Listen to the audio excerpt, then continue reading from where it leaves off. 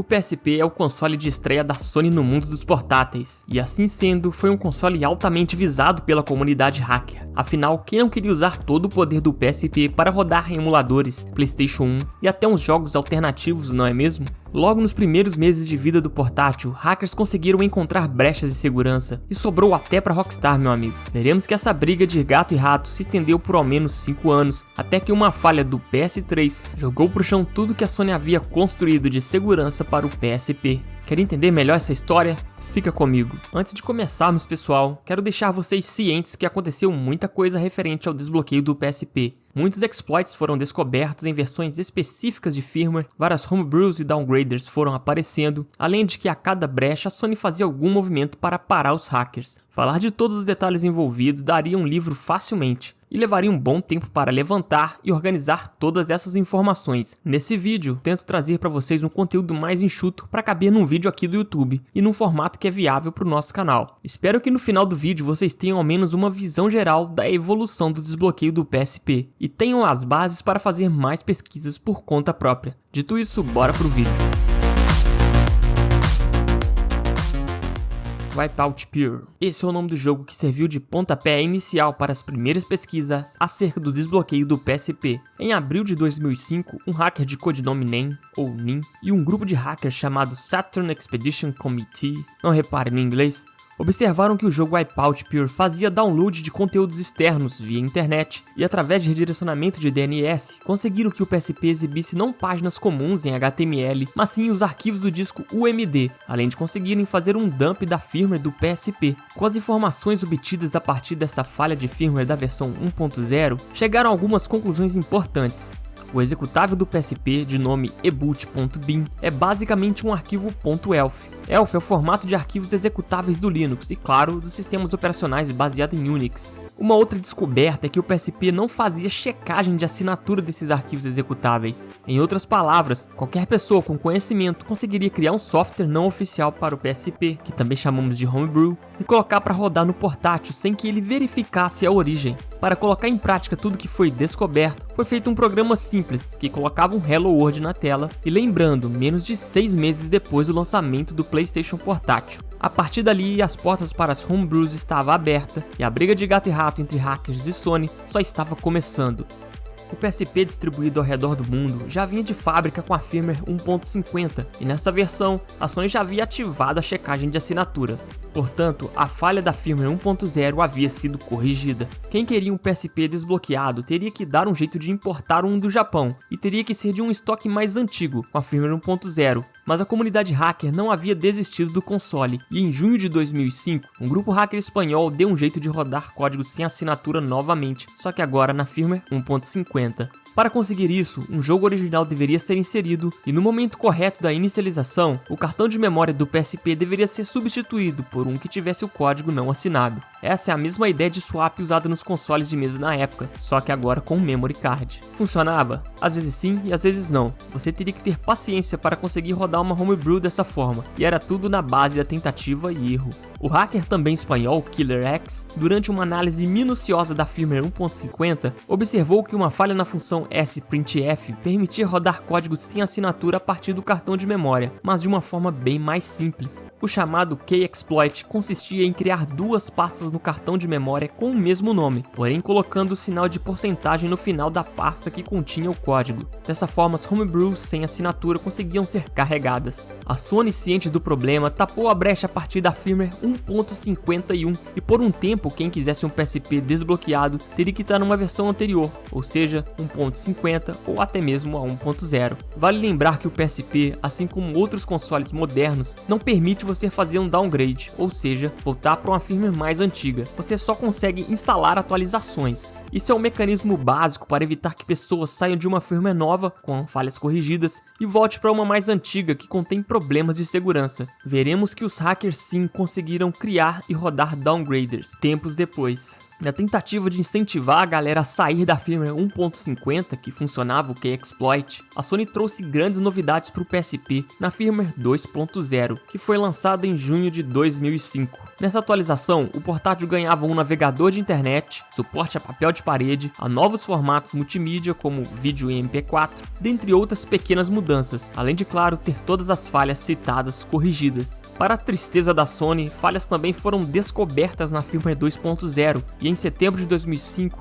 deram um jeito de rodar código não assinado no PSP através de uma falha no visualizador de imagens do portátil. Hackers criaram um código capaz de explorar uma falha nesse visualizador e o fez ao injetar código malicioso numa imagem de formato .tiff. Apesar da grande descoberta, o TIFF Exploit, como era chamado, tinha uma limitação, só era possível carregar binário de até 64 KB, e nenhum jogo naquela geração caberia ali, como todos sabemos. Portanto, essa falha foi muito utilizada para rodar softwares de downgrade, que permitiam voltar para a firmware 1.50, e essa sim, por sua vez, permitia rodar homebrews como emuladores, além de, claro, jogos piratinhas. Ao se ligar do problema, a Sony corrigiu a falha através do update 2.01 já no mês seguinte, em outubro. Apesar do TIFF Exploit aparentemente ter morrido ali, veremos que ele reaparece para assombrar a Sony tempos depois. Naquele mesmo mês de outubro, era lançado o GTA Liberty City Stories para o PSP. Jogo esse que chegou com o pé na porta e surpreendeu muito pela qualidade gráfica e jogabilidade, que era muito fiel ao GTA do PlayStation 2. Mas a Rockstar e Sony não contavam que um título desse peso colocaria abaixo a segurança do portátil. Através de um bug no carregamento do save game, era possível injetar e executar código não assinado no PSP na firmware 2.01. Com isso foi lançado o Cheat Device, um trainer ou mod menu para os mais novos que permitia ter munição infinita, criar veículos, se teletransportar pelo mapa e tudo mais que vocês já sabem. Esse Cheat Device se aproveitava dessa falha e a partir daí foi possível vislumbrar o que poderia ser feito. Em dezembro de 2005, 3 meses depois, o pessoal já tinha criado um Hello World e até um Tetris que se baseava no mesmo exploit. O melhor de tudo é que o problema ainda persistia nas novas firmwares que a Sony lançou naquele fim de ano, incluindo a 2.60. Com o parquinho pegando fogo, a Rockstar se mobilizou e tirou das prateleiras todos os discos do GTA Liberty City Stories, repondo os estoques com uma versão do jogo supostamente corrigida, e colocou como requisito a firmware 2.60, portanto o jogo não funcionaria em firmwares anteriores. Só fazendo um parêntese aqui, é muito comum a cada lançamento de jogo as empresas forçarem o console a estar na última versão do sistema ou firmware. Isso para incentivar a galera a abandonar as versões antigas que potencialmente contêm falhas, além de, claro, manter o console sempre atualizado. Importante estar ciente que a falha no GTA dava poder limitado, pois rodava em User Mode e não permitia fazer mudanças profundas no sistema do PSP. Ainda assim, essa falha e as demais que seriam descobertas eram o suficiente para habilitar o uso de homebrews no portátil, ou seja, são destravamentos do tipo REM. Nesse tipo de destravamento, o desbloqueio é feito alterando dados na memória RAM do console, e o destrave é perdido sempre que a memória é desenergizada. Portanto, era necessário ativar o REM toda vez que o console era totalmente desligado e religado novamente, claro. Voltando ao GTA Liberty City Stories, mesmo com a Rockstar forçando o uso da firmware 2.60 para o jogo funcionar, ainda não era o suficiente, pois ela também estava comprometida. Portanto, a Sony lançava em abril de 2006 a firmware 2.70, que trouxe suporte ao Adobe Flash Player, agora eu busquei longe, hein? Além de corrigir em partes a falha do jogo da Rockstar. Em agosto de 2006, depois de usarem e abusarem das falhas do save game do GTA, foi descoberto que o TIFF Exploit lá da firmware 2.0 ainda estava funcionando. Rapaz, esses engenheiros da Sony não conseguiam ter uma noite de sono tranquila.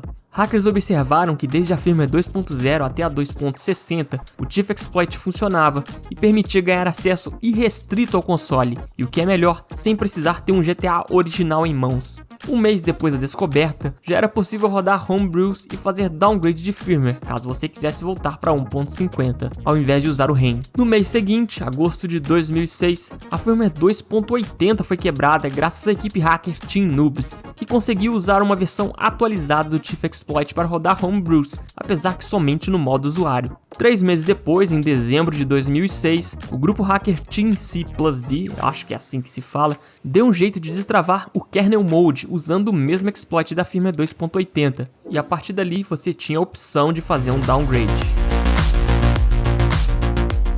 Os exploits que falamos até então permitiam rodar homebrews através do REM, ou, opcionalmente, permitia fazer um downgrade para uma firmware mais antiga, mas isso muda com as CFWs, ou firmwares customizadas. Como vocês já devem saber, elas destravam o console, e o melhor é que elas são gravadas de forma definitiva na memória flash do aparelho, garantindo um desbloqueio mais completo e praticamente vitalício. Desde julho de 2006, o hacker Dark Alex já fazia alguns experimentos com CFW, mas foi depois de 3 meses, em outubro, que ele lançou a CFW 2.71 SE de Special Edition, que nada mais era que uma firmware oficial 2.71 modificada para agregar novas funções como entrar no modo de serviço, carregar ISOs do cartão de memória, rodar homebrews como emuladores e, claro, os backups de jogos. Uma coisa bem interessante que essa CFW fazia é o spoofing, onde ela se passa por uma firmware oficial mais recente, 2.80, fazendo com que jogos que exigem essa versão funcionem. A CFW que Dark Alex liberou foi um divisor de águas na cena do PSP e ela foi a primeira de várias que viriam ao longo dos próximos anos.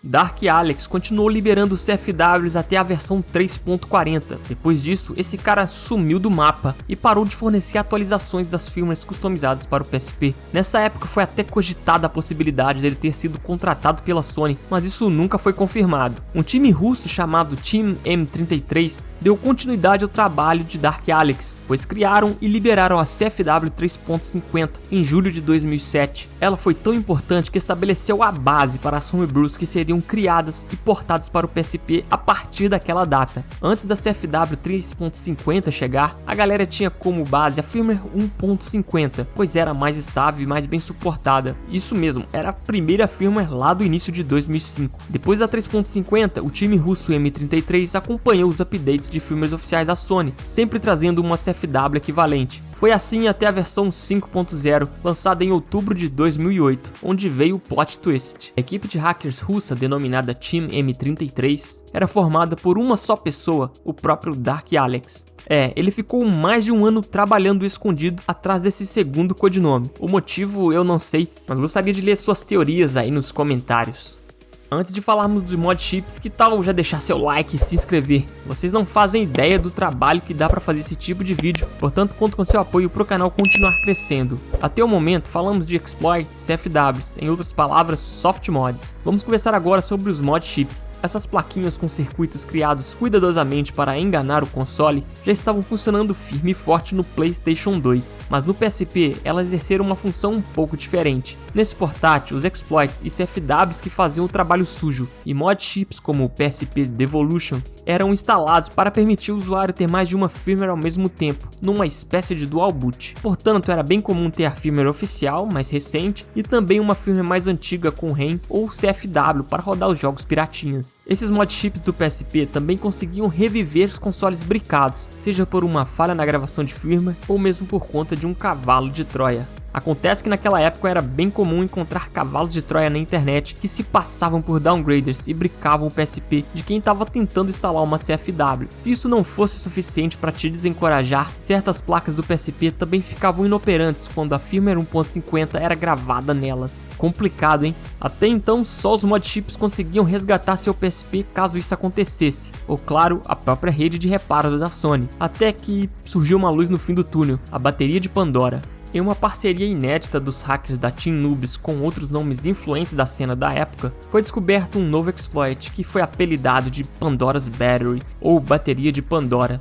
A bateria do PSP é inteligente e possui circuito eletrônico não só para carregar, mas também para identificar a bateria através de um número de série, gravado digitalmente. E os hackers descobriram que quando uma bateria de serial, vou colocar na tela para vocês, era inserida, o PSP se inicializa não pela firmware gravada do console, mas pelo conteúdo que estava no cartão de memória, mais especificamente do setor 16. Com esse método foi possível entrar no modo de serviço do PSP, o mesmo modo usado pelas assistências autorizadas da Sony para reparar um portátil. Com isso, os hackers e comunidade conseguiram trazer PSPs bricados de volta à vida sem uso de mod chips. Mas o modo de serviço não se limitava a isso. Ele permitia também que qualquer firmware fosse instalado no console, sem qualquer restrição. E o melhor de tudo é que a Sony não conseguiria bloquear o uso da bateria de Pandora via software, somente com mudanças na placa-mãe do console.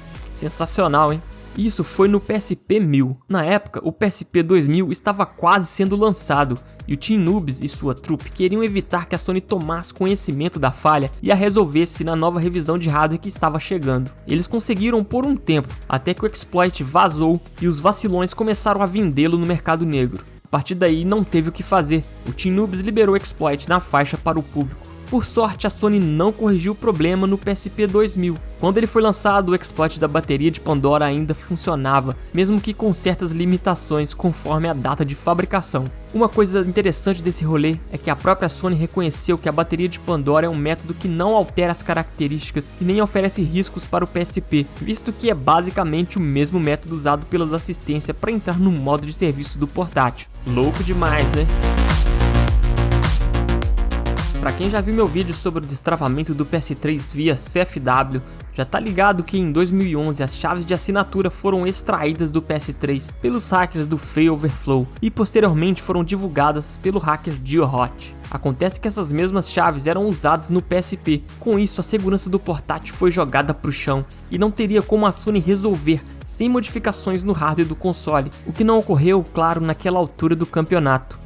Com as chaves em mãos, já não era mais necessário exploits ou CFWs para rodar homebrews a partir do PSP, visto que você poderia criar qualquer código e assiná-lo você mesmo. Isso dava a possibilidade de rodar backups, mesmo em consoles com firmwares oficiais, mas apesar dessa possibilidade, o pessoal ainda preferia usar CFWs que entregavam vários recursos, além, claro, da praticidade de se instalar jogos e homebrews. É claro que a instalação de CFWs foi muito facilitada, tendo essas chaves em mãos. Tanto que hoje você consegue destravar seu PSP com 3 minutos se já tiver com os arquivos corretos aí no memory stick. No ano seguinte ao vazamento dessas chaves do PS3 e PSP, é liberada a Pro Firmware, uma CFW desenvolvida pelos hackers Codebird, Virtuous Flame e Team Pros. Essa firmware é definitivamente a melhor forma de se desbloquear um PSP até os dias de hoje, e desde 2012 vem sendo atualizada para acompanhar as firmwares oficiais da Sony. A última lançada foi a Pro Firmware C2 6.61 para contrapor a UFW 6.61, lançada pela Sony em janeiro de 2015. O desbloqueio do PSP, assim como de outros consoles, não é mérito de uma só pessoa, mas de toda uma comunidade empenhada no mesmo objetivo, para chegar ao resultado que todos podem se beneficiar. E se hoje desbloquear um console desse é bem fácil, devemos ser gratos aos envolvidos que lidaram com toda a complexidade do sistema de segurança e deixaram tudo mastigado pra gente usar. Então esse foi mais um vídeo do canal 8 Bits Nostalgia, desvendando os desbloqueios do PSP. Não se esqueça de deixar seu like e se inscrever. Deixo mais alguns vídeos da nossa série sobre desbloqueio de consoles. Dê uma conferida. Grande abraço e valeu!